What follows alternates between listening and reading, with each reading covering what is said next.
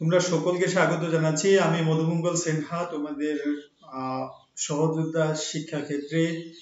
আর আমি research scholar, PhD research scholar, William Carey university. বন্ধুরা, তোমাদের মধ্যে অনেকেই জানতে চাইছিল কিভাবে আমরা ডেজার্টেশন প্রপোজাল জমা করব অথবা ডেজার্টেশনটা কিভাবে আমরা করব সেটা সম্পর্কে আজকে আমি অনেকেই যে কোয়ারিজ ছিল অনেকের, সেই কোয়ারিজ এর উত্তরে আজকের এই সংক্ষিপ্ত ক্লাসটি তোমরা দেখবে। যেখানে তোমাদের সমস্যা থাকবে আমাকে জানাবে, আমি তার ফিডব্যাক দেব।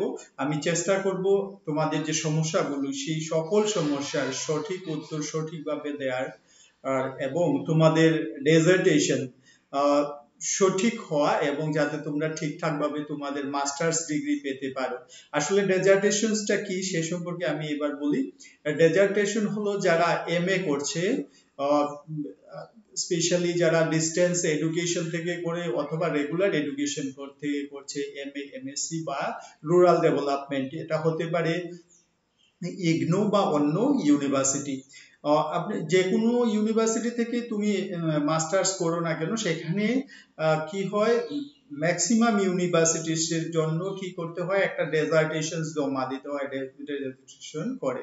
তো আসলে ডেজার্টেশনটা কি, এক কথায় বললে আমরা বলতে পারি ডেজার্টেশনটা হলো একটা ছোট ধরনের পিএইচডি, মিনি পিএইচডি আমরা তাকে বলতে পারি।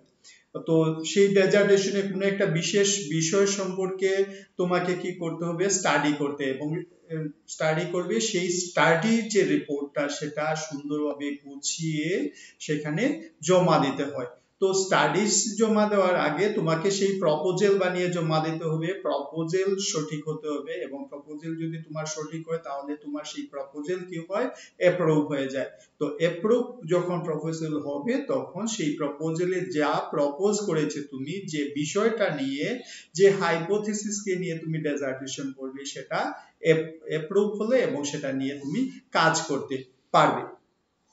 এই হলো ডেজার্টেশন সম্পর্কে সংক্ষিপ্ত কথা।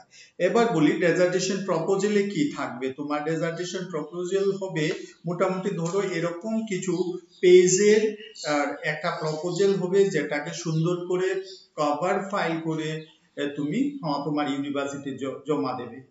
তো এখানে এই ডেজার্টেশন প্রপোজালে কি থাকবে, প্রথম তোমার ইউনিভার্সিটিস এর নাম থাকবে, কোন ইউনিভার্সিটি থেকে করছো, তারপরে কি টাইটেল, তোমার স্টাডি সেন্টার কোন জায়গাতে, সেটা ইগনোর স্টাডি সেন্টার হতে পারে, ডিস্টেন্স ইউনিভার্সিটি, অন্য কোনো ইউনিভার্সিটি স্টাডি সেন্টার হতে পারে, সেই স্টাডি সেন্টার এর ডিটেইলস থাকবে। আর তোমার যে রোল নাম্বার, কি প্রোগ্রামের জন্য করছো, এমএ এডুকেশনের জন্য করছো, এই এমএ রুরাল ডেভেলপমেন্টের জন্য করছো, সেগুলো সম্পর্কে বিস্তারিত এখানে ইনফরমেশন দেওয়া থাকবে। তারপরে যিনি তোমাকে সুপারভাইজ করবেন বা গাইড হিসেবে কাজ করবেন, সেই গাইড বা সুপারভাইজারের ডিটেইলস, উনি কোথায় কাজ করছেন, ওনার কি অভিজ্ঞতা, সেই সম্পর্কে এখানে লেখা থাকবে। ঠিক আছে। তারপর আমরা সেই ডেজার্টেশনকে আমরা এভাবে বানাই। এখানে ইন্ডেক্স আমরা দিয়ে দিই। ইন্ডেক্সে কি থাকবে বন্ধুরা, দেখো ডেজার্টেশনের যে ইন্ডেক্স গুলো থাকে, টাইটেল অফ দা স্টাডি, কোন টাইটেলকে নিয়ে, কোন বিষয়কে নিয়ে তুমি ডেজার্টেশনটা করতে চাচ্ছ সেটা সম্পর্কে ইনফরমেশন সেখানে দেবে। তারপর একটা ইন্ট্রোডাকশন লিখতে হয়, কেন তুমি সেই টাইটেলকে গ্রহণ করেছো, কেন তুমি সেই টাইটেলকে নিয়েছো তোমার ডেজার্টেশনের জন্য, সেটা তুমি সেখানে লিখবে। ঠিক আছে। এবার যে জিনিসটা হলো অবজেক্টিভস অফ দা স্টাডি, সেটা শুধু তোমার অবজেক্টিভ সেখানে থাকবে না, সেই ডেজার্টেশনের ফলে সমাজের কি লাভ হতে পারে, শিক্ষালয়ের কি লাভ হতে পারে, এই সমস্ত বিষয়গুলো সেখানে ইনক্লুড করা থাকবে। আর থাকবে সিগনিফিকেন্স অফ দা স্টাডি, এই স্টাডি থেকে আমি এই জিনিস পেতে পারি, সেটা হলো সিগনিফিকেন্স অফ দা স্টাডি। আর আসবে কি স্টেটমেন্ট অফ দা প্রবলেম, যে স্টেটমেন্ট থাকবে যেটাকে ভিত্তি করে, যে কথাকে ভিত্তি করে, যে হাইপোথিসিসকে তুমি ভিত্তি করে তোমার কাজ শুরু করেছো, সেটা সেখানে সুন্দরভাবে ব্যাখ্যা করা থাকবে। ঠিক আছে। এবার তারপর আসবে রিভিউ অফ লিটারেচার। তুমি এই যে ডেজার্টেশনটাকে করতে নিয়ে যাচ্ছ, সেটা কেন তুমি অ্যাকসেপ্ট করলে, সেটার প্রতি তোমার কি ইন্টারেস্ট আছে সেই বিষয়টা বুঝবার জন্য, এবং তুমি যে সেই ব্যাপারে আরো কিছু পড়ালেখা করেছো, নিউজ পেপার, বিভিন্ন জার্নাল আর বুকস যেগুলো তুমি করেছো সেগুলো সম্পর্কে এখানে কি হবে, রিভিউ অফ রিলেটেড লিটারেচারে সেগুলো ডিটেইলস তুমি উল্লেখ করে দেবে, কোন কোন বইগুলো তুমি পড়েছো, পাবলিশারকে সে সম্পর্কে উল্লেখ করে দেবে। আর থাকবে কি রিসার্চ কোয়েশ্চেন।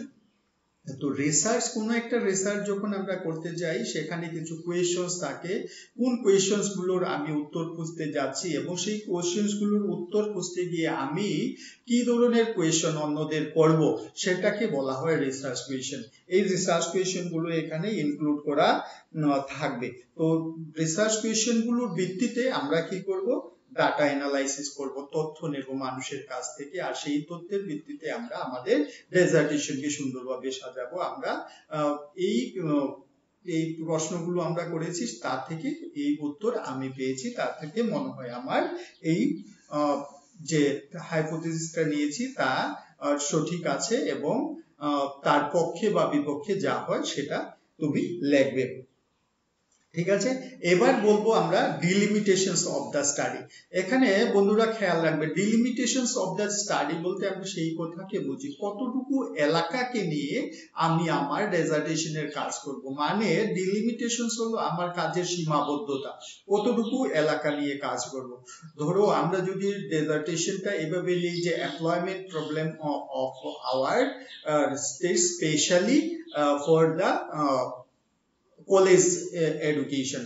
তো কলেজ এডুকেশনের ক্ষেত্রে যে সমস্যাগুলো আছে বা যে গুলো থাকবে সেগুলো, বা মিড ডে মিলের গুড এফেক্ট বা effectiveness of mid day meal সম্পর্কে যদি আমরা বলি, সেই যে বিষয়গুলো আমরা কতটুকু মিড ডে মিল সম্পর্কে যদি আমি বলি, তাহলে সারা ভারতবর্ষে মিড ডে মিল প্রকল্প চলছে, তাহলে আমি কি সারা ভারতবর্ষ নিয়ে আমার ডেজার্টেশনে লিখবো? না, অবশ্যই বন্ধুরা, আমরা যে এলাকায় বাস করি, যে এলাকাকে আমি ডেজার্টেশনের জন্য চিহ্নিত করেছি, এটা হতে পারে একটা ব্লক, হতে পারে একটা ডিস্ট্রিক্ট, হতে পারে অথবা দুটা বা একটা পঞ্চায়েতের কিছু জায়গার মধ্যে আমি সীমাবদ্ধভাবে কাজ করতে পারি, সে সম্পর্কে আমার বিস্তারিত লেখা থাকবে যে আমি এই জায়গাগুলোকে নিয়ে কাজ করব এবং এই এই বিশেষ টপিককে নিয়ে কাজ করব। এটা হলো ডিলিমিটেশনস, অর্থাৎ আমার কাজের সীমাবদ্ধতা, কতটুকু জায়গার মধ্যে আমি কাজ করব। এবার বন্ধুরা আসছে যেটা, যে বিষয়টাকে আমাদের উল্লেখ করতে হবে, সেটা হলো মেথোডোলজি, অর্থাৎ কোন মেথডকে অবলম্বন করে আমরা আমাদের ডেজার্টেশনটা পরিচালিত করব। মেথড, এখানে মেথড বলতে বন্ধুরা দেখো অনেক ধরনের মেথড আছে, যেখানে সায়েন্টিফিক মেথড আছে, কেস স্টাডি মেথড আছে, অথবা আরো মেথড আছে যেগুলো deductive method, inductive method, experimental method. এই সমস্ত মেথডের মধ্যে আরো অনেকগুলো মেথড আছে যা আমি বলিনি এখন। তো সমস্ত মেথড গুলোর মধ্যে আমি আমার ডেজার্টেশনকে তুলে আনবার জন্য, আমার যে প্রকল্প সেটাকে সাকসেস করবার জন্য আমি কোন কোন প্রকল্প ব্যবহার করব, কোন কোন মেথডকে আমি ইউজ করব, সেই মেথডের উল্লেখ আমরা করতে হয় সেই ডেজার্টেশন প্রপোজালের মধ্যে। আর যখন ফাইনাল ডেজার্টেশন করব তখনও তার উল্লেখ থাকবে। এক্ষেত্রে বলে রাখি বন্ধুরা, কেউ কেউ কাজ করতে গিয়ে অথবা কাজের প্রয়োজনে কি হয়, যে মিক্স মেথড ইউজ করতে হয়, দুই বা তার অধিক মেথডকে মিলিতভাবে আমরা সেখানে প্রয়োগ করি। তাহলে এখানে আমরা কি বললাম, তাহলে মেথোডোলজি কি হবে, কিভাবে আমি করলাম সেই মেথডকে আমরা এখানে ব্যাখ্যা করতে হবে আমাদের প্রপোজালের মধ্যে অথবা ফাইনাল ডেজার্টেশনে।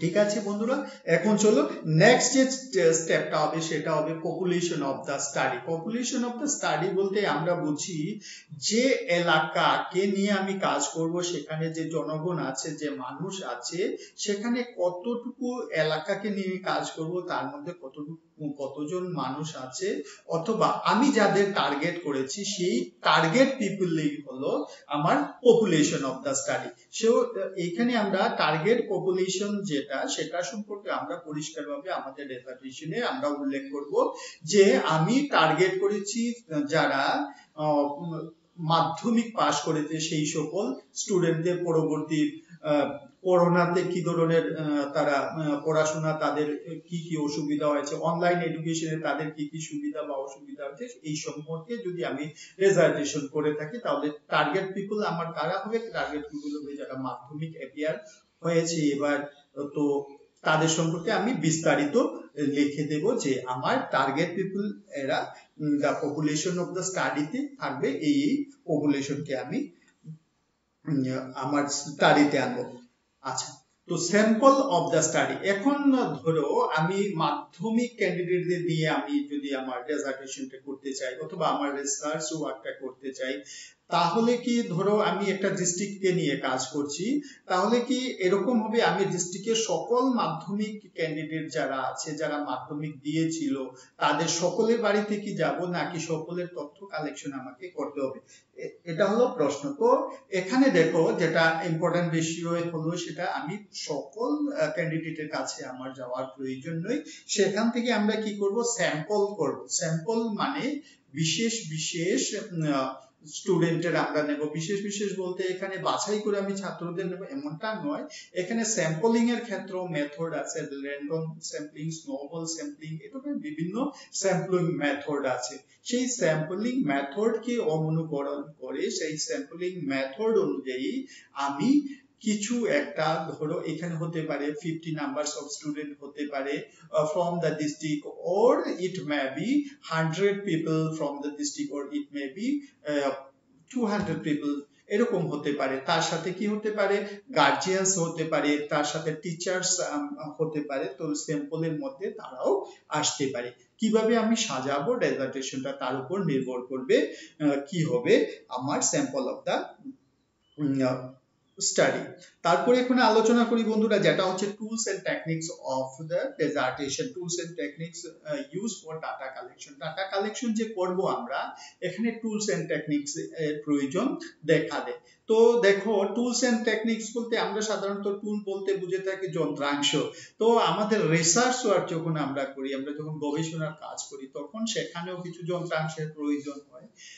তো যারা আমরা হিউম্যানিটিসে কাজ করি অথবা সোশ্যাল সায়েন্সে কাজ করি, যারা সোশ্যাল সায়েন্স নিয়ে কাজ করছি, তাদের ক্ষেত্রে যন্ত্রাংশ বলতে এমন কোনো মেশিনারিজ বা কোনো ল্যাবরেটরি কোনো ইনস্ট্রুমেন্টের প্রয়োজন হয় না। সেখানে আমাদের টুলস এন্ড টেকনিক্স হলো, টেকনিক্স তো বুঝতেই পারছো, যে পদ্ধতিকে, যে মেথডকে ইউজ করে যেভাবে আমরা করব সেটাকে আমরা টেকনিক্স বলছি। আর টুলস বলছি আমরা যে সকল কোয়েশ্চেনকে আমরা স্টাডির সময় আমরা যখন ইন্টারভিউ নেব, যাদের কাছ থেকে তথ্য নেবে তাদের কাছ থেকে যে ধরনের কোয়েশ্চেন করব তাদেরকে, সেগুলোকে আমরা কি বলে থাকি? টুলস এন্ড টেকনিক্স বলে থাকি। টুলস হলো আমাদের ক্ষেত্রে আসলে প্রশ্নগুলো। ঠিক আছে, তাহলে এই হলো আমাদের টুলস এন্ড টেকনিকের কাজ। তারপরে যেটা আসবে সেটা হলো প্রসিডিউর অফ ডাটা কালেকশন। কিভাবে আমরা ডাটা কালেকশন করব সেটা প্রসেস, ডাটা কালেকশনের প্রসেস সম্পর্কে এখানে বলা আছে। তো প্রসেস হলো আমি আগেই বলেছি যেটা স্নোবল স্যাম্পলিং হতে পারে, অথবা র্যান্ডম স্যাম্পলিং হতে পারে, অথবা আমি যাদের আমি ক্যান্ডিডেট হিসেবে নিয়েছি, যাদের আমি স্যাম্পল নেব, তাদের সকলের কাছেও আমি যেতে পারি। আমার সামর্থ্য এবং প্রয়োজন অনুযায়ী আমি সেভাবে কাজ করব। তাহলে প্রসিডিউর অফ ডাটা কালেকশন। এখানে প্রসিডিউরে আরো কিছু ব্যাপার আছে। আমি টেলিফোনিক কনভারসেশন করে আমি তথ্য নিয়ে নিতে পারি, অথবা আমি ইমেইলের মাধ্যমে তথ্য নিতে পারি, অথবা আমি সরাসরি গিয়ে আমি তথ্য নিতে পারি, অথবা আমি যাদের তথ্য নিচ্ছি তাদের মধ্যে গিয়ে আমি কয়েকদিন থেকে, কিছুদিন থেকে আমি তাদের সম্পর্কে তথ্য নিতে পারি, অথবা কোনো ভিডিওগ্রাফির মাধ্যমে তথ্য নিয়ে যেতে পারি আমার রিসার্চ ওয়ার্কের জন্য। তো এইগুলো হলো আমাদের কি প্রসিডিউরস অফ ডাটা কালেকশন। আর ডাটা কালেকশন হওয়ার পরে কি প্রয়োজন হয়? Process of data analysis. Data যেটা আমি পেলাম সেটা অ্যানালাইজ করে আমি যেটা হাইপোথিসিস হিসেবে মেনে নিয়েছি, সেই হাইপোথিসিসের সাথে আমার ডাটার কি সম্পর্ক আছে, আসলে সত্যিকারে সেখানে কোনো সম্পর্ক আছে, আর সেগুলো কি তাদের মধ্যে কোনো পজিটিভ এফেক্ট আছে নাকি তাদের মধ্যে negative cause and relation belong করছে কিনা সেগুলো আমরা দেখে নেব। এগুলোই হলো আমাদের প্রসেস অফ ডাটা অ্যানালাইসিস। কিভাবে আমি ডাটা অ্যানালাইজ করব সে সম্পর্কে আমরা লিখলাম। তারপরে যে জিনিসটা আসবে কনক্লুশন, আমি কি কনক্লুশন পাবো প্রপোজালের ক্ষেত্রে, সম্ভাব্য কনক্লুশন, আর যদি আমি ফাইনাল ডিসার্টেশন করে থাকি তাহলে সেখানে কি কনক্লুশন পেলাম সে সম্পর্কে সেখানে আমি বিস্তারিত লিখব। এই হলো কনক্লুশন। কনক্লুশনের পরে আমরা যে পার্টটা যোগ করতে হয় রিসার্চ ওয়ার্কের সাথে সেটা হলো বিবলিওগ্রাফি। বিবলিওগ্রাফিতে আমি যে সমস্ত বই থেকে রেফারেন্স নিয়েছি, এখানে বুকস এন্ড ম্যাগাজিনস কেউ কেউ লিখে থাকে, তো আমরা যে যে বই থেকে আমরা রেফারেন্স নিয়েছি সেটা অনলাইন কোনো ডাটা হতে পারে, সেটা বইয়ের ডাটা হতে পারে, সে সম্পর্কে আমরা ডিটেইলস তথ্য দিয়ে দেব। এবং সর্বোপরি আমি যদি প্রপোজাল বানাই তাহলে প্রপোজালটা স্পেলিং মিস্টেক যাতে না থাকে, সঠিক গ্রামাটিক্যালি যাতে সঠিক থাকে, সুন্দর থাকে, আর ফন্টের ব্যাপার কি, ফন্টে আমি টাইপ করব এবং কত সাইজের অক্ষর দিয়ে আমি সেটাকে টাইপ করব। এই সমস্ত বিষয়গুলো অত্যন্ত ইম্পর্টেন্ট হয়ে দাঁড়ায় ডিসার্টেশন করবার জন্য, সেগুলো দেখবে। আর কাজটা যেন কি হয়, নিট এন্ড ক্লিন, পরিষ্কার পরিচ্ছন্নতা থাকতে হবে। সুন্দরকে সবাই ভালোবাসে, তো আমাদের কাজটা সুন্দর হতে হবে এবং সেটা মিনিংফুল হতে হবে। তো বন্ধুরা, আজকে আমি বলার চেষ্টা করছি ডিসার্টেশন প্রপোজাল কিভাবে আমরা তৈরি করি, এবং প্রপোজালের সাথে সাথে প্রপোজালে যেই জিনিসগুলো থাকে সেইগুলোই আমাদের ফাইনাল ডিসার্টেশনে সেগুলো রিফ্লেক্ট করে, আর পিএইচডি ওয়ার্ক হোক এইভাবেই সমান কাজই সেখানেও করা হয়ে থাকে। তো বন্ধুরা, তোমাদের আরো যদি কোনো কোয়ারি থাকে প্লিজ আমাকে কমেন্ট করে জানাবে। আমি অবশ্যই তোমাদের প্রত্যেকটা সমস্যা, তোমাদের প্রত্যেকটা প্রশ্নের উত্তর দেওয়ার জন্য আমি চেষ্টা অবশ্যই করব। এবং তাছাড়া আরো যদি কোনো প্রয়োজন হয়ে থাকে বন্ধুরা, আমি আমার মোবাইল নাম্বার বলছি, কাইন্ডলি নোট করে রাখো, আমাকে ফোন করবে, আমি আমার সাধ্যমতো অবশ্যই তোমাদের হেল্প করব যাতে তোমাদের মাস্টার্স ডিগ্রি অথবা ডিসার্টেশন সম্পর্কে যা আছে তা তোমরা ইজিলি করতে পারো। আমি তার জন্য অবশ্যই আমি হেল্প করব। আমি আরো অনেক স্টুডেন্টদের হেল্প করেছি, কারণ এতে আমার খুব ভালো লাগে। তো তোমাদের সঙ্গে দেখা হবে। তার আগে, ভিডিও শেষ করার আগে মোবাইল নাম্বারটা বলে দিচ্ছি, 7005708107। আবার বলছি বন্ধুরা, 7005708107। খুব ভালো থাকবে, কাজ করতে থাকো, প্রবলেম হলে আমাকে বলবে, আমি অবশ্যই হেল্প করব। ডিসার্টেশন হবে, খুব ভালো মার্ক নিয়ে ইগনো হোক, অন্য ইউনিভার্সিটি হোক, তোমার মাস্টার্স ডিগ্রি কমপ্লিট হবে, সাথে সাথে পিএইচডিও করবে কিন্তু। ওকে, বাই বাই, টাটা।